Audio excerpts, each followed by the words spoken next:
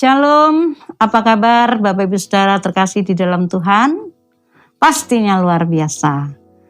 Kita bersyukur pada kesempatan ini kita boleh bertemu kembali untuk bersama-sama kita merenungkan firman Tuhan.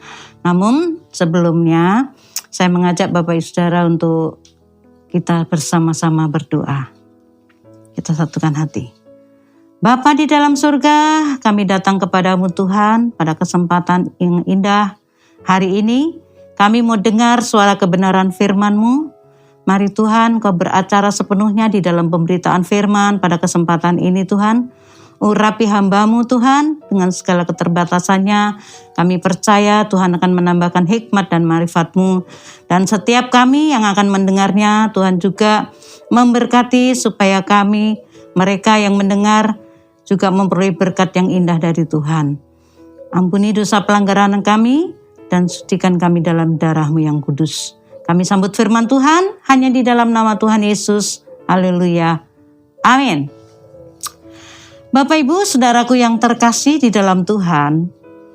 Ya, kita sudah memasuki di bulan 11 ya, tahun 2021 saat ini. Ya, dan tidak terasa bulan depan lagi sudah memasuki bulan Desember, berarti akan ada perayaan Natal di gereja-gereja. Kita mengingat setahun yang lalu Bapak Saudara, waktu Natal yang lalu banyak gereja yang sudah tidak boleh mengadakan perayaan-perayaan Natal karena pandemi COVID-19. Kita berharap tahun ini Bapak Saudara kita bisa melaksanakan Natal bersama-sama karena kita juga sudah melihat bahwa kondisi keadaan saat ini sudah semakin membaik. Ya, kita terus berdoa supaya umat Tuhan, umat Nasrani boleh merayakan Natal di gereja masing-masing, boleh mengingat kasih Tuhan yang begitu luar biasa. Baiklah, kesempatan hari ini saya akan menyampaikan firman Tuhan dengan tema diubahkan untuk mengubah yang lain.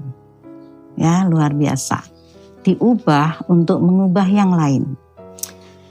Referensinya di dalam pembacaan firman Tuhan Lukas 19 ayat 1-10. Demikianlah bunyi firman Tuhan. Yesus masuk ke kota Yeriko dan berjalan terus melintasi kota itu. Di situ ada seorang bernama Sakius, kepala pemungut cukai, dan ia seorang yang kaya. Ia berusaha untuk melihat orang apakah Yesus itu, tetapi ia tidak berhasil. Karena orang banyak, sebab badannya pendek. Maka berlarilah ia mendahului orang banyak, lalu memanjat pohon ara untuk melihat Yesus yang akan lewat di situ. Ketika Yesus sampai ke tempat itu, ia melihat ke atas dan berkata, "Sakius, segeralah turun, sebab hari ini aku harus menumpang di rumahmu." Lalu Sakius segera turun dan menerima Yesus dengan sukacita. Tetapi semua orang yang melihat hal itu bersungut-sungut katanya, "Ia menumpang di rumah orang berdosa." Tetapi Sakius berdiri dan berkata kepada Tuhan, "Tuhan, setengah dari milikku akan kuberikan kepada orang miskin, dan sekiranya ada sesuatu yang kuperas dari seseorang akan kukembalikan 4 kali lipat." Kata Yesus kepadanya, "Hari ini telah terjadi keselamatan kepada rumah ini, karena orang ini pun anak Abraham. Sebab anak manusia datang untuk mencari dan menyelamatkan yang hilang." Sedemikian jauh pembacaan firman Tuhan. Yang berbahagia adalah orang yang mendengar firman Tuhan, memelihara di dalam hidupnya dan melakukannya setiap hari dalam kehidupannya. Puji Tuhan. Bapak Ibu Saudaraku yang terkasih, Tema firman Tuhan pada kesempatan ini tadi saya sudah sampaikan, diubahkan untuk mengubah yang lain. Mengalami perubahan hidup Zakeus sungguh luar biasa. Saudaraku, Zakeus mengalami perubahan setelah dia berjumpa dengan Tuhan. Dia membuka pintu hatinya bagi Tuhan Yesus. Hal ini menegaskan kepada kita di sini dan kepada siapapun, jika seseorang mau jumpa dengan Tuhan Yesus, maka dia akan sungguh mengalami perubahan total. Meskipun harus diakui dalam perubahan itu tidak serta-merta, tidak secara drastis, tapi memerlukan satu proses yang luar biasa, ya. Tetapi tujuannya pasti menggiring seseorang itu kepada kesempurnaan di dalam Tuhan Yesus. Kalau kita baca di dalam pembacaan ini, Bapak Saudara, mungkin ini sudah sering sekali kita dengar, bahkan di sekolah minggu waktu kita masih kecil, kita sering sekali sampai ada lagunya, dan saudara pasti sudah hafal lagu Zakeus orang kecil, ya kan? Yang orang pendek, kecil betul dia. Perubahan apa yang kita bisa pelajari dari Zakeus, Bapak Saudara? Zakeus dulu adalah hamba dosa, tapi sekarang menjadi hamba Allah. Dulu pengikut iblis karena dia selalu melakukan hal-hal yang jahat, yang merugikan orang lain, yang membuat orang lain membenci dia. Tapi sekarang dia adalah pengikut Tuhan. Kalau dulu dia adalah orang yang egois, pemeras, ya, orang yang pelit, orang yang kasar, galak. Tetapi Zakeus setelah berjumpa dengan Tuhan Yesus, hatinya menjadi hati yang murah, dan dia memberi, suka memberi, ya. Dia memperkaya diri. Ya, dia apa yang dilakukan tujuannya untuk menumpuk harta kekayaan di dalam rumahnya. Tetapi setelah berjumpa dengan Tuhan, dia menjadi orang yang suka memberi. Dalam pembacaan tadi janjinya, kalau ada yang diperas, ada yang dirugikan, dia akan mengembalikan 4 kali lipat dari apa yang sudah diambil dari orang lain. Luar biasa, saudaraku yang terkasih. Orang yang berjumpa dengan Tuhan Yesus, yang mengalami perjumpaan secara pribadi itu pasti ada perubahan. Nah, sekarang apa aplikasi firman Tuhan ini dengan diri kita? Setelah kita tahu Zakeus saja diubahkan, kita juga adalah pengikut-pengikut Yesus. Kalau kita sungguh-sungguh ikut Tuhan, mau berjumpa dengan Tuhan, Tuhan pasti mau mengubahkannya. Apa saja sekarang yang diubahkan oleh Tuhan? Yaitu antara lain tingkah laku. Ya. Orang yang bertemu dengan Tuhan pasti enggak sama keadaannya dengan sebelum dia bertemu. Kalau dulu dia malas beribadah, sekarang pasti orang itu menjadi orang yang rajin, tekun mencari Tuhan dengan cara dia beribadah. Hatinya yang kosong itu selalu punya kerinduan untuk datang mencari Tuhan. Ya, tidak ada lagi kemalasan, tidak lagi keengganan. Hatinya sudah sungguh-sungguh melekat kepada Tuhan. Ibadah bukan lagi hal-hal yang terpaksa. Ya kan? Ada orang yang sampai saat ini walaupun menamakan dirinya orang Kristen, ibadah itu masih terpaksa. Sehingga ada istilah begini, aku mau ke gereja, mau setor muka, atau gak enak sama gembalanya. Oh, aku mau ke gereja karena aku ada janji sama teman. Jadi motivasinya itu bukan haus rindu ketemu Tuhan, tetapi seperti itu. Oh, aku mau mengumpulkan kupon dari panitia karena nanti pas Natal kuponnya itu ditukarkan untuk mendapatkan hadiah. Seperti itu, ya, sebelum mereka berjumpa Tuhan. Tapi setelah berjumpa dengan Tuhan, dia sungguh-sungguh datang rindu haus akan firman-Nya ketika dia beribadah. Kalau dulu dia suka mukul, ya, suka main tangan kepada istri, kepada anaknya mungkin, ya. Tapi sekarang tangannya bukan lagi dipakai untuk memukul, tetapi untuk membela istrinya, menyayangi anaknya, ya. Kalau dulu tangan panjang, suka mencuri. Sekarang menjadi orang yang jujur.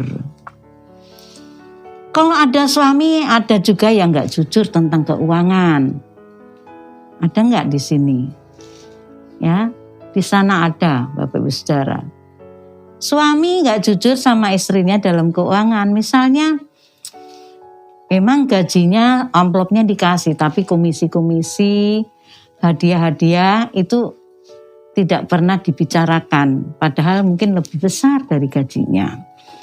Diumpetin, nggak tahu gunanya untuk apa. Kadang untuk senang-senang, bisa main judi, bisa ngajak temannya minum-minum di kafe dan sebagainya.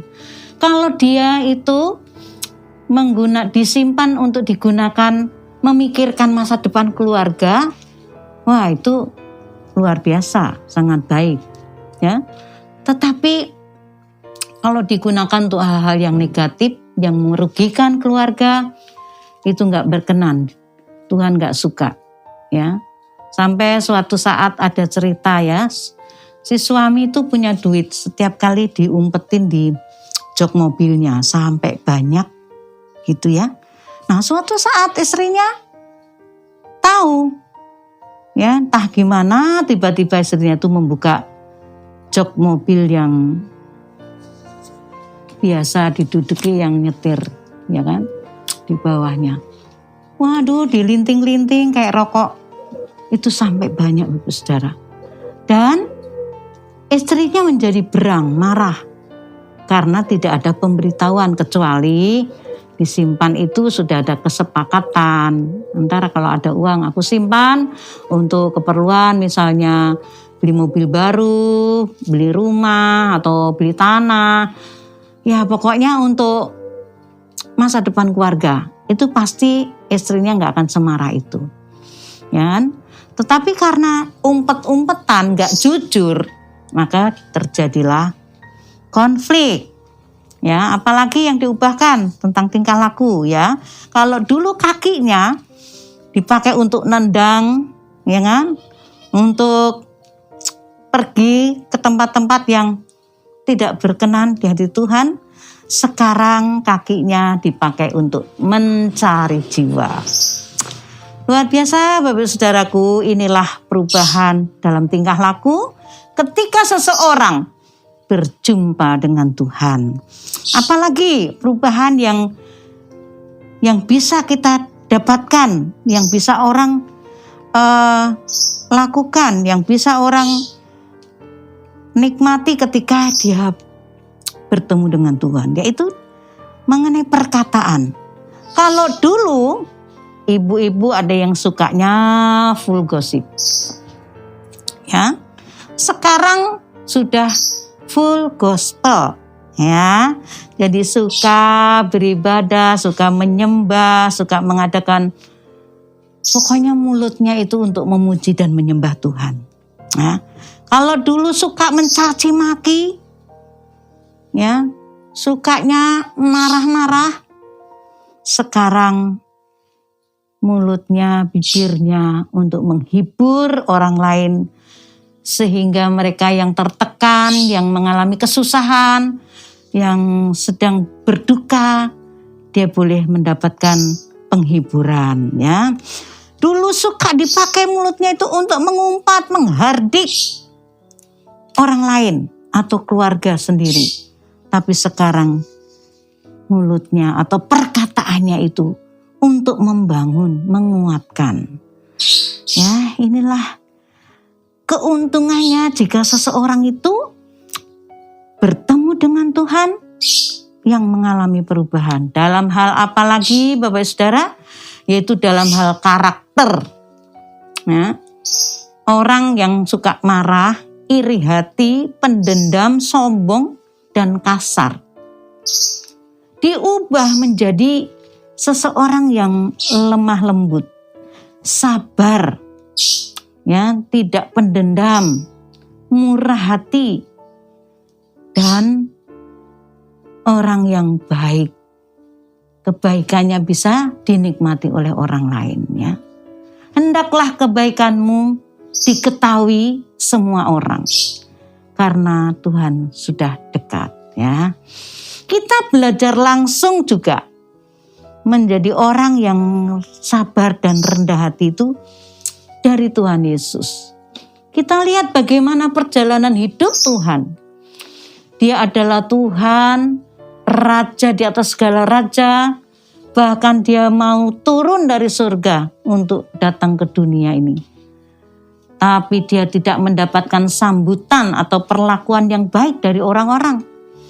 Dia ditolak, dia dihina, ya, dia sering diusir, dilempar batu, dicaci maki, ya. Tetapi tidak ada kemarahan yang Tuhan Yesus tunjukkan. Dia hanya menghindar, menjauhi orang-orang yang berlaku tidak baik terhadap Tuhan, ya. Begitu rendah hatinya, begitu sabarnya, begitu penuh kasih. Dan itulah yang harus kita contoh, yaitu dari sikap atau karakter Tuhan Yesus sendiri, ya. Dan perubahan yang ada dalam diri kita, apakah itu karakter, apakah itu perkataan kita dan tingkah laku kita, Bapak Saudara, itu harus dirasakan oleh orang sekeliling kita, ya. Jangan sampai, ya, saudara sendiri yang menyaksikan tentang perubahan itu. Perubahan itu harus orang lain yang tahu, yang merasakan. Misalnya dia akan berkata begini, saya ini sekarang sudah menjadi orang yang baik. Saya rajin datang ke gereja. Saya tuh paling rajin loh berdoa di gereja ini. Yang lain tuh males-malesan. Saya yang selalu datang. Saya yang selalu tekun berdoa di tempat ini. Saya itu paling setia kepada Tuhan. Ya. Kalau itu yang kita ucapkan, apa kata orang yang mendengarnya? Ya. Pasti orang akan menilai sombong amat tuh orang. Ya kan? Memamerkan hal-hal yang baik dari dirinya, sok setia, sok paling rajin, ya. Padahal itu juga temporer. Ya kalau dia lagi ngomong kayak gitu, dia mungkin pas lagi rajin. Nah kalau pas waktu-waktu lain, apakah iya seperti itu? Ya kan? Ada seorang suami juga yang pernah mengatakan, wah saya ini luar biasa, sekarang saya menjadi suami yang baik, yang mengasihi istri, anak-anak, saya orangnya pemurah, saya tidak pelit sama istri. Jangan sampai si istri itu marah. Apa kamu bilang? Selama ini gak seperti itu yang kamu katakan, yang kamu lakukan. Kok bisanya kamu berkata begitu, ya, bercerita begitu kepada orang lain. Nah, kalau memuji diri sendiri, merendahkan orang lain, itu namanya sombong. Mari, Bapak Ibu Saudara, dalam bersaksi, dalam menyampaikan sesuatu, kita harus seleksi dulu kata-kata kita, ya kan? Apakah yang kita ucapkan itu nanti menyinggung orang lain atau tidak? Terus, apakah itu mengarah kepada kesombongan atau tidak? Sedangkan Tuhan mengajarkan kita untuk rendah hati.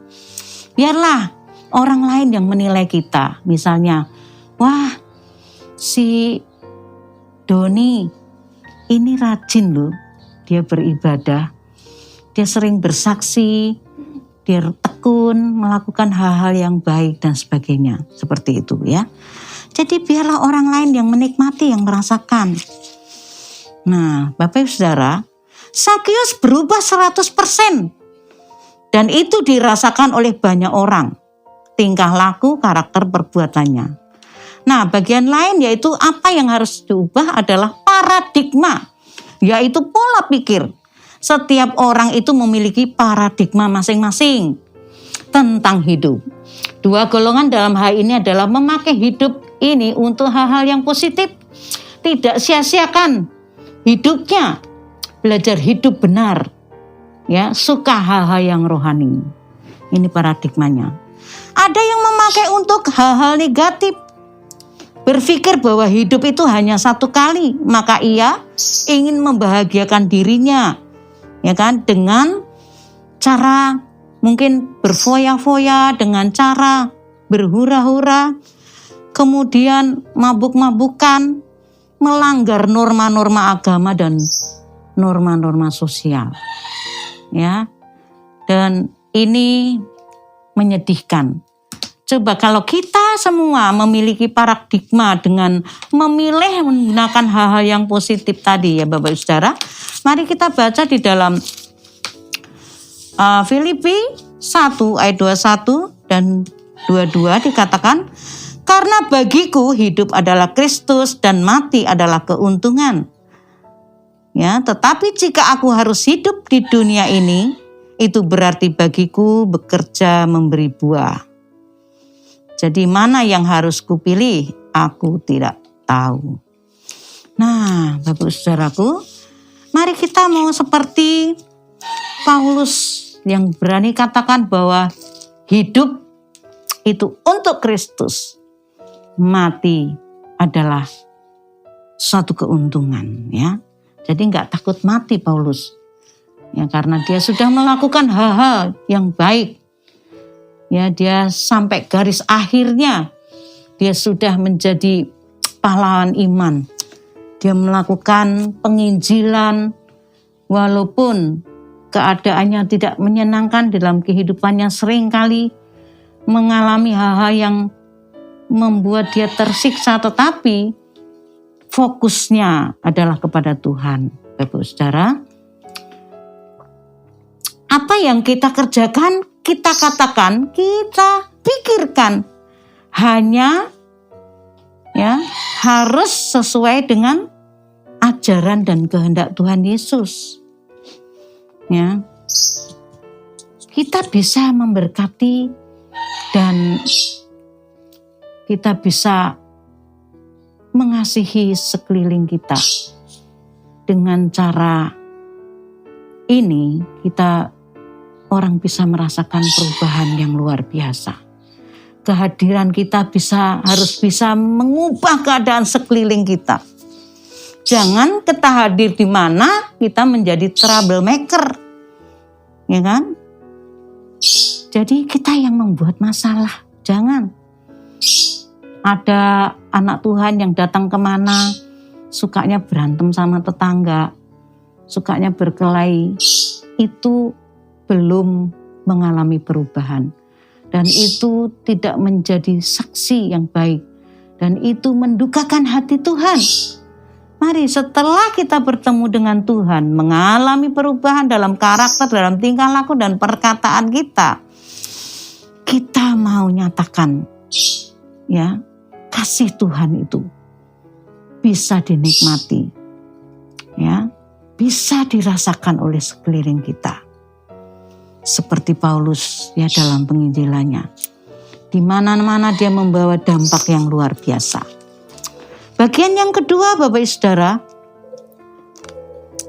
jadi Roh Kudus itu adalah jaminan untuk kita bisa berubah, ya. Roh Kuduslah yang sanggup menolong kita supaya kita bisa mengalami perubahan. Kita mungkin sudah ada niat yang baik dalam diri kita, aku mau berubah, ya, aku mau berubah, tetapi pasti hanya sekali perubahannya itu, ya, hanya sekali saja mengalami perubahan. Selebihnya nanti dia pasti kembali lagi ke hal-hal yang semula, ya Bapak Saudara. Jadi di dalam Kisah Rasul Kisah Rasul 1 ayat 8, sana dikatakan, ya, tetapi kamu akan menerima kuasa kalau Roh Kudus turun ke atas kamu, dan kamu akan menjadi saksiku di Yerusalem dan di seluruh Yudea dan Samaria dan sampai ke ujung bumi. Firman Tuhan luar biasa, ya. Jadi setelah Tuhan Yesus naik ke surga, ia memberikan Roh Kudus sebagai penolong, sebagai penghibur. Roh Kudus sebagai jaminan kita untuk bersaksi. Iblis semakin gencar menggugurkan iman seseorang, ya, untuk semakin jauh dari Tuhan supaya dia tinggalkan Tuhan. Dan iblis banyak sekali berhasil dalam menggoda ini. Karena banyak orang yang tidak setia, tidak taat, tidak melekat kepada Tuhan dengan sungguh-sungguh, tidak mengandalkan Roh Kudus. Saat ini, saudaraku, ya, kita tidak mau jadi anak Tuhan yang mundur, jalan di tempat, tidak mengalami perubahan apa-apa.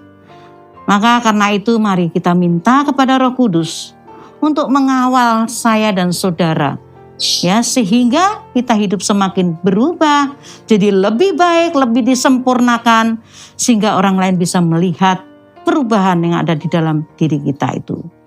Ya, amin. Untuk firman Tuhan pada saat ini, biarlah firman Tuhan boleh menguatkan kita semuanya, dan kita boleh mengoreksi diri lewat kebenaran firman ini. Sudahkah saya mengalami perubahan itu?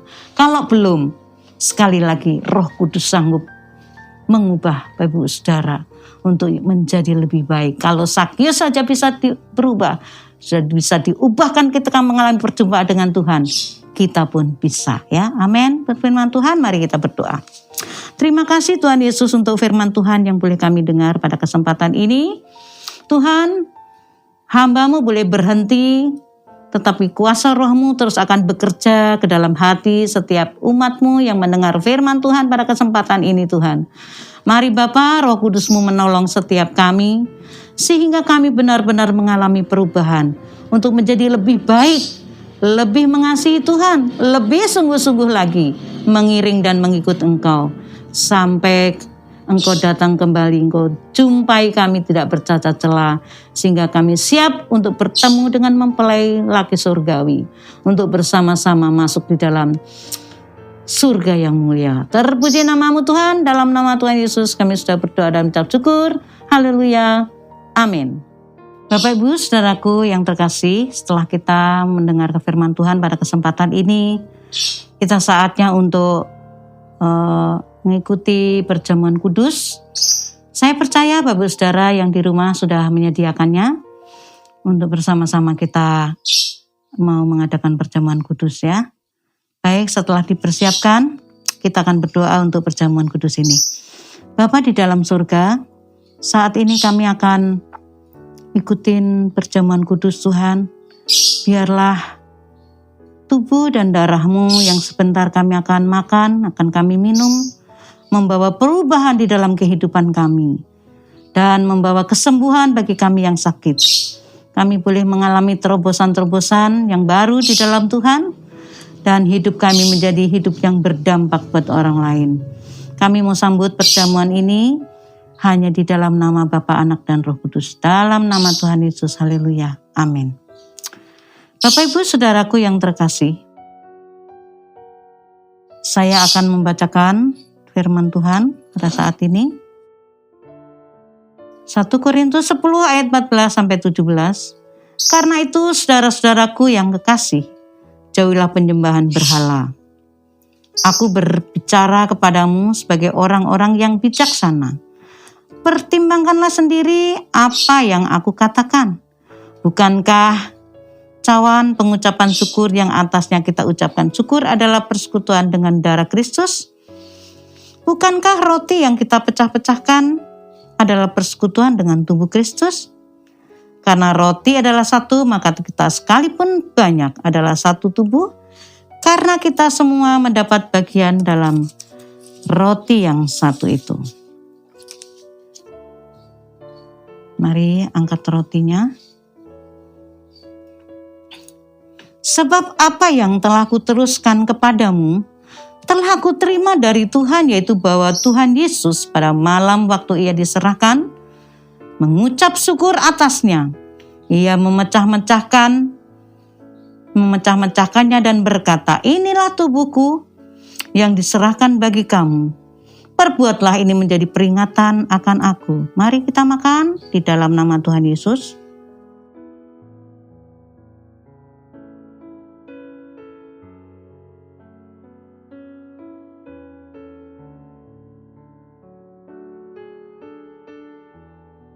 Haleluya.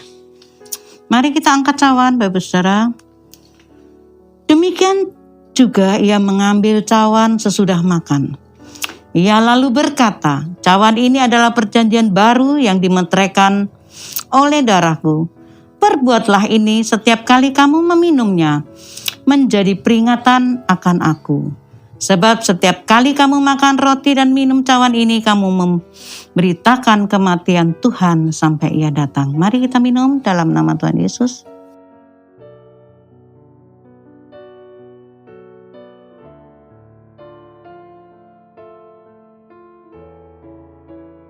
Mari kita bersatu dalam doa. Bapa di dalam surga, terima kasih Tuhan. Saat ini kami boleh menyatu dengan tubuh dan darah-Mu Tuhan. Terima kasih Tuhan, kami boleh memperingati kematian-Mu Tuhan. Dan kami percaya tubuh dan darah-Mu akan menguatkan setiap kami, akan menyembuhkan segala penyakit kami, dan kami semakin intim, karakter kami semakin diubahkan seperti Engkau. Terima kasih Tuhan, di dalam nama Tuhan Yesus kami sudah berdoa dan mengucap syukur. Haleluya, amin. Mari kita angkat tangan untuk menerima berkat Tuhan. Tuhan memberkati engkau dan melindungi engkau. Tuhan menyinari engkau dengan wajah-Nya dan memberi engkau kasih karunia. Tuhan menghadapkan wajah-Nya kepadamu dan memberi engkau damai sejahtera. Kiranya damai sejahtera dari Allah Bapa yang melampaui akal manusia akan memelihara hati dan pikiran kita. Anugerah cinta kasih dari Tuhan Yesus Kristus melalui persekutuannya dengan Roh Kudus akan menyertai langkah hidup kita dari saat ini sampai Tuhan Yesus datang menjemput kita umat pilihannya. Haleluya. Amin. Salam Mas Muria. Yes, maju terus.